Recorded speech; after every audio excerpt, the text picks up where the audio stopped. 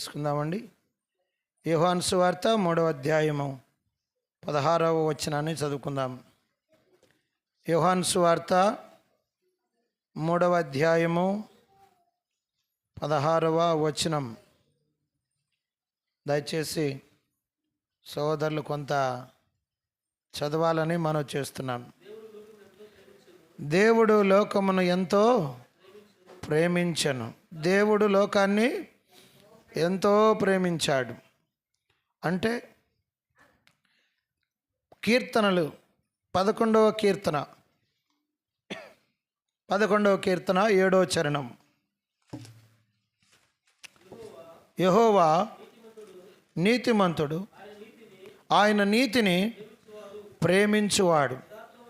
పిల్లరా గమనించండి, దేవుడు ఏమిటిని ప్రేమిస్తున్నాడు?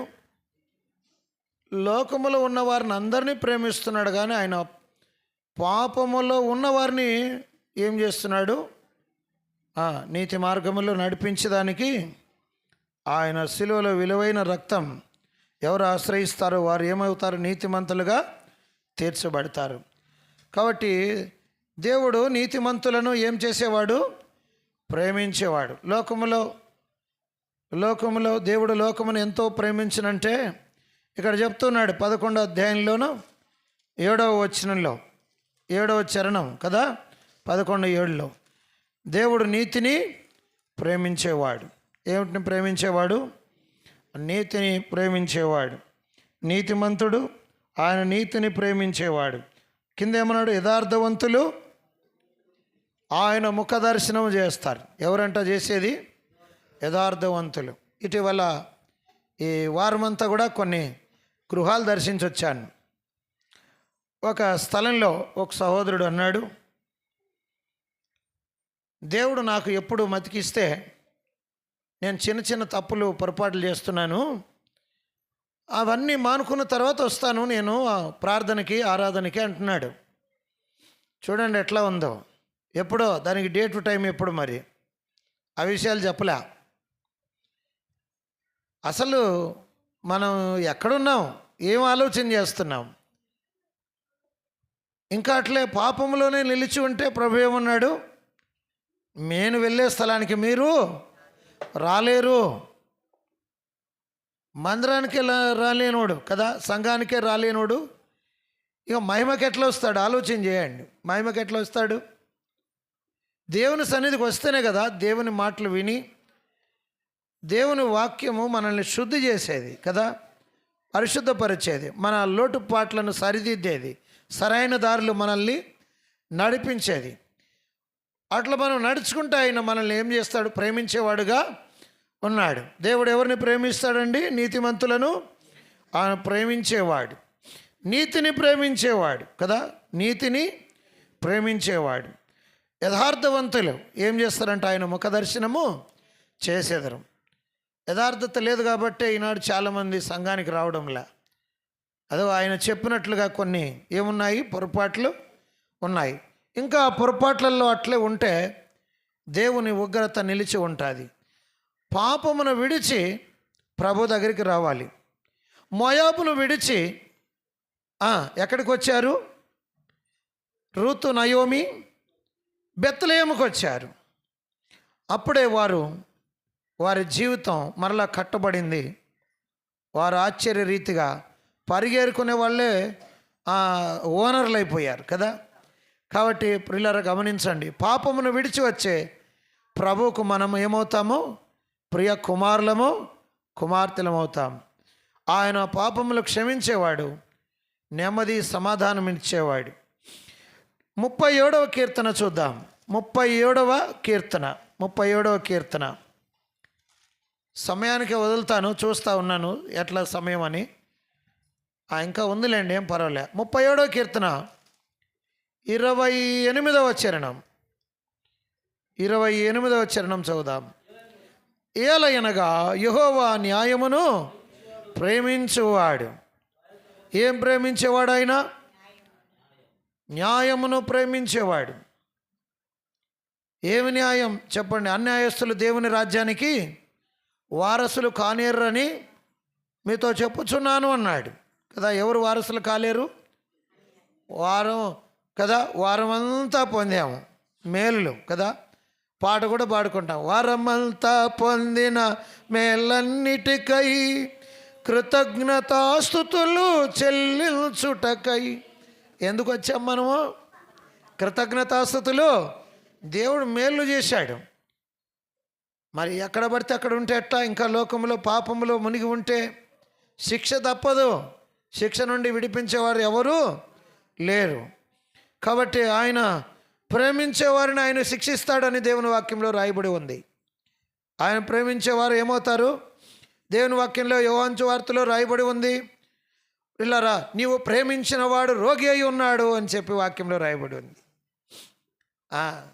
యేసుప్రభు అన్నాడు, ఇది మరణము కొరకు వచ్చిన వ్యాధి కాదు, దేవుని మహిమ కొరకు వచ్చింది అని చెప్పి రాయబడి ఉంది. దేవుడు లాజరును, మరియను, మార్తను వారిని ప్రేమించునని వాక్యములు రాయబడి ఉంది కదా. కాబట్టి వారిని మాత్రమే కాదు, ఎవరైతే ఆయన కొరకు నీతిగా జీవిస్తారో వారిని ఆయన ప్రేమించేవాడు, దర్శించేవాడుగా ఉన్నాడు. కాబట్టి న్యాయమును ప్రేమించేవాడు. దేవుడు ఏం ప్రేమించేవాడు? న్యాయముగా నడుచుకునే వారిని ప్రేమించేవాడు, న్యాయమును ప్రేమించేవాడు. 146వ కీర్తన, 146వ కీర్తన 8వ చరణం చదువుదాం. 146వ కీర్తన 8వ చరణం. యెహోవా గ్రుడ్డివారి కన్నులు తెరవ చేయువాడు, యెహోవా కృంగిన వారిని లేవనెత్తువాడు, యెహోవా నీతిమంతులను ప్రేమించువాడు. ఎవరిని ప్రేమిస్తాడు?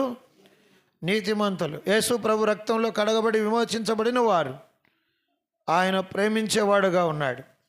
నా అరచేతుల్లో పెట్టుకున్నానన్నాడు కదా. ఎక్కడ పెట్టుకున్నాడంట? అరచేతుల్లో పెట్టుకున్నాను అంటున్నాడు. కాబట్టి ఆయన లేవనెత్తువాడు, ఆయన నడిపించువాడు. హెబ్రీలు రాసిన పత్రిక 12వ అధ్యాయం. అపోస్తలుడైన పౌలు హెబ్రీలకు రాసిన పత్రిక 12వ అధ్యాయము. 12వ అధ్యాయము దొరికిందా?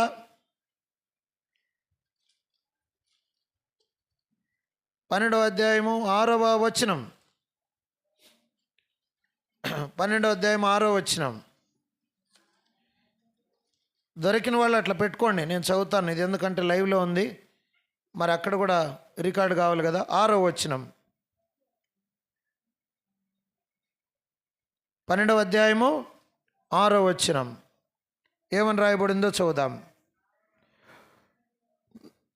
ఆయన నిన్ను గద్దించునప్పుడు విసుకకము, ప్రభు తాను ప్రేమించిన వారిని శిక్షించి తాను స్వీకరించు ప్రతి కుమారుని దండించునని కుమారులతో సంభాషించినట్లు మీతో సంభాషించుచు ఆయన హెచ్చరికను మరచితిరి అన్నాడు. కాబట్టి ఇక్కడ మనం గమనించాలి, ఆ కుమారుడు ప్రభు చేయు శిక్షను తృణీకరించకము. ఆయన నిన్ను గద్దించినప్పుడు విసుకకము. ప్రభు తాను ప్రేమించిన వారిని ఏం చేస్తాడంట? శిక్షించి తాను స్వీకరించు ప్రతి కుమారుని దండించను అని చెప్పి రాయబడి ఉంది. ఆయన ఏం చేస్తాడంట చెప్పండి? శిక్షిస్తాడు. అంగీకరించిన వారు, శిక్షను అంగీకరించే వారిని దేవుడు ఏం చేస్తాడు? ప్రేమిస్తాడు. కొరింథీయులు రాసిన 2వ పత్రిక 9వ అధ్యాయం. అక్కడ ఇట్లా తిప్పితే వస్తుంది. 9వ అధ్యాయం, 9వ అధ్యాయంలో 7వ వచనం నేను చదువుతున్నాను. సనుగకయు బలవంతముగా కాకయు ప్రతివాడును తన హృదయంలో నిశ్చయించుకొనిన ప్రకారము ఇయ్యవలెను. దేవుడు ఉత్సాహముగా ఇచ్చువారిని ఎవరిని ప్రేమిస్తాడంట? ఉత్సాహముగా కదా. ఉత్సాహముతో ఇచ్చడి వారిని ఆశ్చర్య రీతిగా ఆశీర్వాదించును. ఉత్సాహముతో ఇచ్చడి వారిని ఆశ్చర్య రీతిగా ఆశీర్వాదించును. ఎట్లా ఇచ్చాడు? 5 రొట్టెలు 2 చేపలు ఉత్సాహముతో ఇచ్చాడు. అందరూ వెళ్ళి తెచ్చాడు కదా, ప్రభు చేతిలో పెట్టారు. ఆయన ఆశీర్వదించి ఇవ్వగా ఎంతమంది భోంచేశారంట? 5,000 మంది పురుషులే, మళ్ళీ స్త్రీలు పిల్లలు అందరూ కలిస్తే 20,000 అందాజుగా. కాబట్టి అంతమంది కదా, ఉత్సాహముతో ఇచ్చాడు. ఉత్సాహముతో ఇచ్చు వారిని ఆయన ఏం చేస్తాడు? ప్రేమించును. దేవుని కార్యములు ఉత్సాహంతో చేయాలి. దేవునికి ఇవ్వవలసిన విషయాల్లో ఉత్సాహంతో ఇవ్వాలండి. ఏమన్నాడు? సనుగకయు, అక్కడ చదువుకున్నాం కదా, ఏమంట? సనుగకయు, ఇంకా గొనగకయు, పిసినితనముగా గాకయు, ఉత్సాహముతో ఇచ్చువారిని ఆయన ప్రేమించును. 87వ కీర్తన 87వ కీర్తన 87వ కీర్తన 87వ కీర్తనలో దేవుని వాక్యం చదువుదాం. 2వ చరణం. యాకోబు నివాసములన్నిటికంటే సియోను గుమ్మములు యెహోవాకు ప్రియములై ఉన్నవి. కాబట్టి దేవుడు సియోను గుమ్మములను ప్రేమించేవాడు, అనగా సంగమం. ఏమిటండి?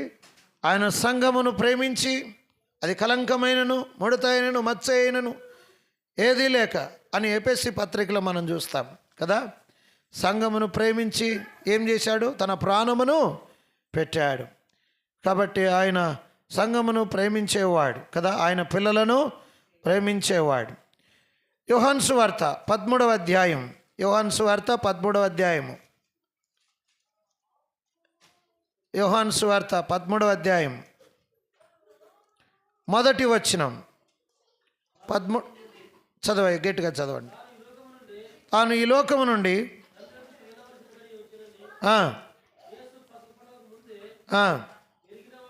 ఎరిగిన వాడై లోకములోనున్న తన వారిని ప్రేమించి వారిని అంతము వరకు ప్రేమించాడు. ఎంతవరకు ప్రేమించాడు? అంతము వరకు అన్నాడు.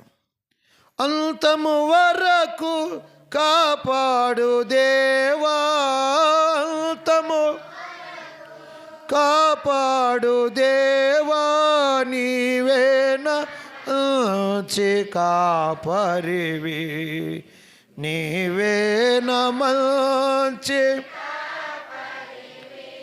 ఓ ప్రభువా, ఓ ప్రభువా, నీవేన కాపరివి, నీవేన మంచి దారి తప్పినా నన్ను నీవు వెదకి వచ్చి రక్షించితివి. దారి తప్పినా నన్ను నీవు వెదకి వచ్చి రక్షించితివి. నిత్య జీవము ఇచ్చిన దేవా, ఇచ్చిన దేవా, నీవే మంచి కాపరివి, నీవే నా మంచి, నీవే నా మంచి కాపరివి, నీవే నా, నీవో ప్రేమించిన గొర్రెలన్నిటినీ ఎల్లప్పుడూ చేయి విడువక, నీవో ప్రేమించిన గొర్రెలన్నిటినీ ఎల్లప్పుడూ చేయి విడువ, అంతము వరకు కాపాడు దేవా, కాపాడు దేవా, నీవేన మంచి కాపరివి, నీవేన మంచి, నీవేన మంచి కాపరివి, నీవేన.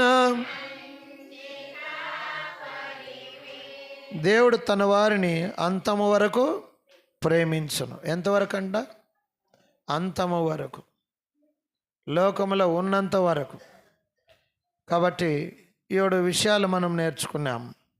దేవుడు నీతిని ప్రేమించేవాడు, దేవుడు న్యాయమును ప్రేమించేవాడు, దేవుడు నీతిమంతులను ప్రేమించేవాడు, శిక్షను అంగీకరించు వారిని దేవుడు ప్రేమించేవాడు, దేవుడు ఉత్సాహముగా ఇచ్చు వారిని ప్రేమించేవాడు, దేవుడు సియోను గుమ్మములను సంఘమును ప్రేమించేవాడు, దేవుడు తన వారిని అంతము వరకు ప్రేమించేవాడు. అలాగున దేవుడు మనల్ని తన రాకడ కొరకై సిద్ధపరచునుగాక. ప్రార్థన చేసుకుందాం. కృపా సమృద్ధి గల మా దేవా, మీకు స్తోత్రములు చెల్లిస్తున్నాం. నీవిచ్చిన వాక్య సందేశాన్ని బట్టి వందనాలు. నీవు నీతిమంతులను ప్రేమించువాడవు. నా లోకములో ఉన్న మమ్మలను మీరు ప్రేమించి వెదకి ఈ లోకానికి వచ్చి మమ్మల్ని రక్షించారు. శిలువలో మా కొరకై ప్రాణమును ఇచ్చారు. మా కొరకై మరణించి సజీవుడివై తిరిగి లేచి మహిమకు వెళ్ళి మా కొరకై స్థలం సిద్ధపరిచి త్వరగా రానోయిన ప్రభువా, మీకు వందనాలు, స్తోత్రాలు చెల్లిస్తున్నాం. అయా, మీరు నీతిమంతులను ప్రేమించేవాడవు, న్యాయమును ప్రేమించేవాడవు, శిక్షను అంగీకరించు వారిని ప్రేమించువాడవు, ఉత్సాహముగా ఇచ్చువారిని ప్రేమించేవాడవు, సంఘమును ప్రేమించేవాడవు. ఆయన తన వారిని అంతము వరకు ప్రేమించినాడని వాక్యంలో మేము చూసినప్పుడు, అంతము వరకు ప్రేమించేవాడు ఎవరూ లేరు ఈ లోకములో. మీరు మాత్రమే మా కొరకై శత్రులమై ఉండగా మా కొరకై ప్రియ కుమారుని పంపించి, ఆ ప్రియ కుమారుని యందు ఆయన రక్తం వలన మాకు విమోచన, విడుదల ఇచ్చావు. ఇంకా నువ్వు నేటికి మాకు సహాయం చేస్తూ ఉన్నారు. అందులకై మీకు వందనాలు. అనేకులను ఇంకా మీరు ఆహ్వానిస్తూ ఉన్నారు. ఎవరైతే నీ మాటలు విని అంగీకరించి నీ వైపు తిరుగుతారో, పాపము నుండి, లోకము నుండి, శాపము నుండి, సైతాను నుండి, మరణము నుండి విడిపించే దేవుడవు, నడిపించే దేవుడవు, నిత్య జీవానికి. నమ్మని వారు ఇంకా అనేకులు ఉన్నారు. మీరు అక్కడ కొరకై సిద్ధపరచండి. నమ్మిన వారిని బలపరచండి. మరి ఇంతవరకు ఇచ్చిన సమయాన్ని బట్టి వందనాలు, స్తోత్రాలు చెల్లిస్తూ మరలా చదిరి మేము ప్రయాణాలు చేస్తూ ఉండగా మీ సన్నిధి తోడుగా ఉంచమని ప్రభు అయిన యేసుక్రీస్తు వారి శ్రేష్టమైన నామములో ప్రార్థన చేస్తున్నాము తండ్రి. ఆమెన్. ఆమెన్. ప్రభు నామములో మీకు అందరికీ వందనాలు.